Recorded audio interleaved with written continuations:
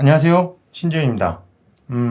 전세 사기 피해를 막을 법안이 1년도 넘게 국회에 계류가 되고 있어요. 지금 낮잠 자고 있다는 게 아니라 그냥 제가 볼 땐 구석에 처박혀서 나오질 못하고 있는 것 같아. 예.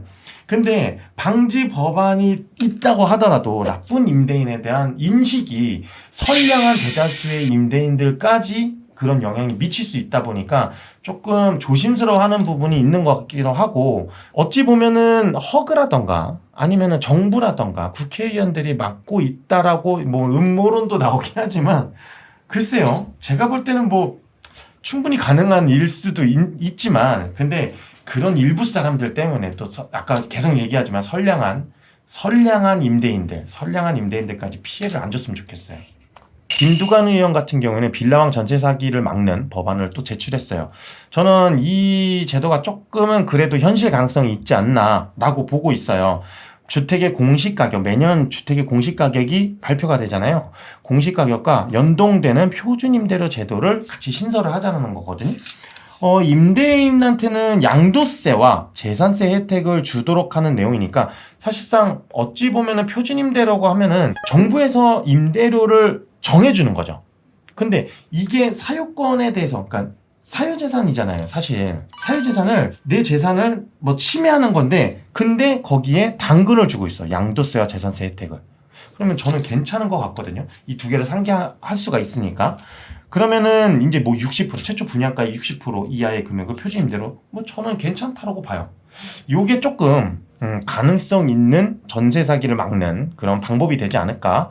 그래서 빨리 이것도 법안을 제출했으니까 뭐 1년 전에 넣었던 그런 법안처럼 계류되지 말고, 이런 것들은 빨리빨리 조금 추진을 해봐도 되지 않을까. 네, 그렇다면 전세 사기 피해를 예방하기 위해서 어떻게 해야 되는지 제가 두 가지 정도 알려드릴게요. 계약 전과 전세 계약 후가 조금 틀려지는데요. 반드시 전세 계약 전에는 선순위 권리 관계를 확인하셔야 돼요. 자, 이건 뭐냐면 시세를 먼저 확인하셔서 내가 지금 얻으려고 하는 전세 가격이 적정한지 여부를 따져보셔야 되고, 두 번째로는 등기사항 증명서를 확인하셔야 되는데, 우리가 흔히 알고 있는 등기부 등본입니다. 등기부 등본을 발급을 받으셔서 계약 상대방, 즉 임대인이 소유자가 맞는지 확인하셔야 되는데, 여기에서 건물만 띄시는 게 아니라 토지까지 확인하셔서 소유자가 맞는지 체크해 보셔야 됩니다. 그리고 미납세금 열람을 통해서 선순위 권리관계가 어떻게 되는지, 내가 지금 들어갔을 때 내가 최우선을 가져갈 수 있는지, 이런 권리관계를 꼼꼼히 따져보신 다음에 문제가 없으면 계약을 하셔도 됩니다. 자, 두 번째로 계약 후가 달라지는데요. 계약 후에는 어떤 거를 체크하셔야 되느냐?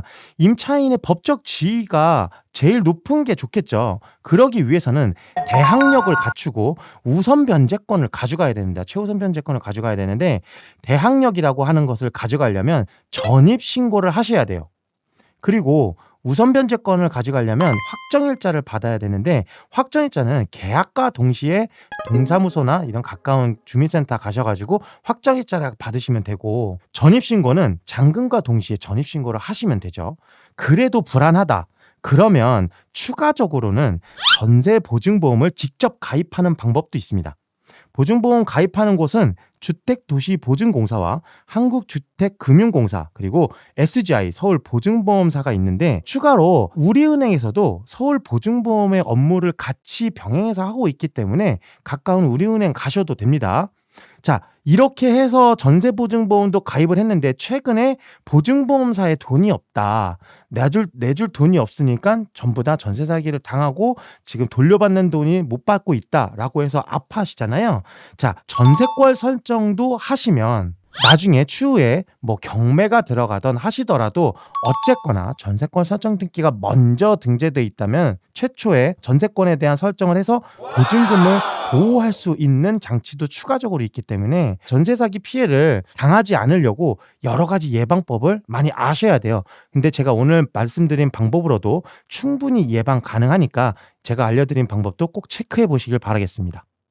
여러분, 절대로 세상에는 공짜란 없습니다. 공짜란 없어요. 이 얘기는 뭐냐면, 전세 사기를 당하시는 분들, 그리고 전세 사기를 치시는 분들, 사기를 치는 사람이 제일 나쁘겠죠. 근데 사기를 당한 사람도 제가 볼 때는 좀 더 알아봐야 되는 것 같아요. 비싼 경험을 하신 거예요. 비싼 경험. 그러니까 절대로 세상에 공짜는 없어요. 물론 이제 운이 좋아서 여태까지 난 전세 사기를 안 당하고 좋은 임대인 만나서 나는 좋은 집에서 계속 쭉 살고 있고 나는 또 그런 임대인들만 만나서 이런 사람들도 있어요. 그리고 그런 사람들이 대부분이에요. 일부 사람들만이 지금 굉장히 진짜 안타까운 상황이긴 하지만 그분들도 사실상 이런 경험을 통해서 조금 더 의심을 해보고 뭐 돌다리도 한 번씩 더 들기는데 저 같은 경우는 돌다리도 100번씩 두들겨요. 그렇게 해야 된단 말이에요. 전문가들도 그렇게 하는데 심지어는 일반인 분들도 아무리 못해도 10번 이상은 두들겨야죠. 그쵸?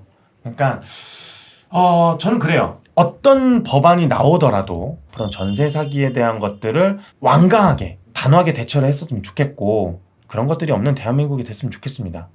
자, 오늘은 전세 사기에 대해서 좀 알아봤는데요. 물론 이제 답은 어찌됐거나 제가 내릴 수는 없겠죠.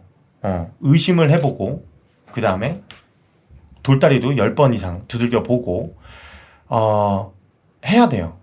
제가 드릴 수 있는 말은 그거예요. 나머지는 사실상 국회의원들이 해야 돼요.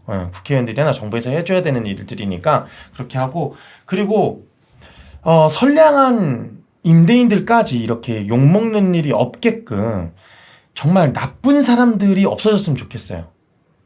그런 바람에 제가 오늘 조금 쓴소리도 좀 해드렸고 기분 나빴을 수도 있겠지만 사실상 어쩔 수가 없습니다. 어쩔 수가 없어요. 일어난 일이니까 이거를 빨리 대책을 세우고 마련해야겠죠. 그쵸?